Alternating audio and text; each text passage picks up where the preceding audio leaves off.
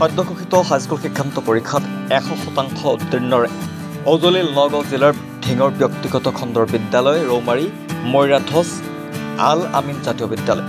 এবাৰ বিদ্যালয়খনৰ পৰা সৰ্বমুঠ 22 গৰাকী ছাত্ৰ-ছাত্ৰী হাইস্কুল শিক্ষান্ত পৰীক্ষাত অৱতীৰ্ণ হৈছিল আৰু ইয়াৰে ইতিমধ্যে ঘোষিত ফলাফলত 3 গৰাকী ছাত্ৰীৰ ষ্টাৰ মাৰ্কসহ 20 গৰাকী প্ৰথম বিভাগত উত্তীৰ্ণ হোৱাৰ পৰিৱৰ্তে মাত্ৰ 2 গৰাকী দ্বিতীয় বিভাগত উত্তীৰ্ণ হোৱা বুলি সংবাদ মাধ্যমৰ আগত মন্তব্য কৰে বিদ্যালয়খনৰ অধ্যক্ষ আবুল কাছেমে।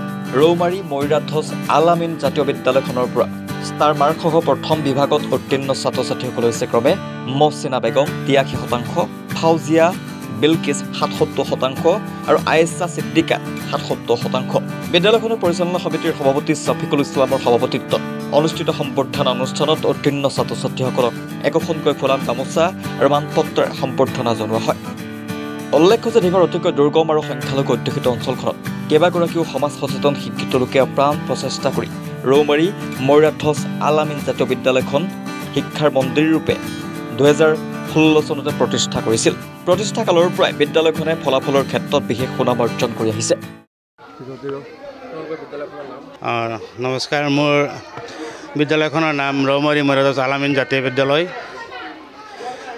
এইবাৰ 2023-24 বৰ্ষত আমাৰ বিদ্যালয়ৰ পৰা তৃতীয় বৰ্ষৰ বাবে SSLC পৰীক্ষাত অৱতীৰ্ণ হৈছিল 22জন ল'ৰা ছোৱালী। তাৰ ভিতৰত আমাৰ 22জনেই উত্তীৰ্ণ হৈছে, 100% ৰিজাল্ট হৈছে।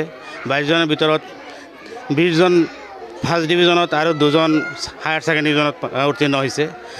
20জনৰ ভিতৰত 3জনে ষ্টাৰ মাৰ্কসহ উত্তীৰ্ণ হৈছে।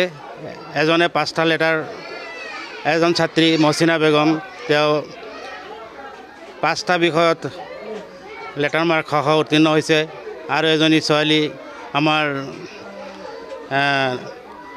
আয়েশা সিদ্দিকা, তাই 4টা বিষয়ত লেটাৰ মাৰ্কসহ উত্তীৰ্ণ হৈছে আৰু এজনী ছোৱালী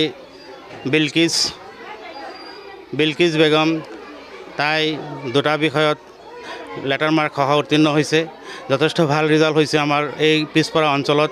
এনেকুৱা এটা বেকৱাৰ্ড অঞ্চল য'ত নেকি ৰাস্তা ঘাটৰ কোনো সুবিধা নাই। আমাৰ শিক্ষকসকলে যথেষ্ট কষ্ট কৰি আমাৰ এই অঞ্চলৰ ল'ৰা ছোৱালীক শিক্ষাদান দিছে। আমি আশা কৰোঁ আমাৰ ৰাইজেও আমাক সহায় সহযোগিতা কৰিছে। আগলৈ আমি আশা কৰোঁ যাতে আমাৰ এই অঞ্চলৰ ৰাইজে আমাক সহায় সহযোগিতা কৰে আৰু আমাৰ এই বিদ্যালয়খনৰ প্ৰতি অলপ লক্ষ্য ৰাখে যাতে আমি ভৱিষ্যত আগুৱাই যাব পাৰোঁ। ঢিঙৰ পৰা ৰফিকুল ইছলামৰ প্ৰতিবেদন, ৰিয়েলিটি।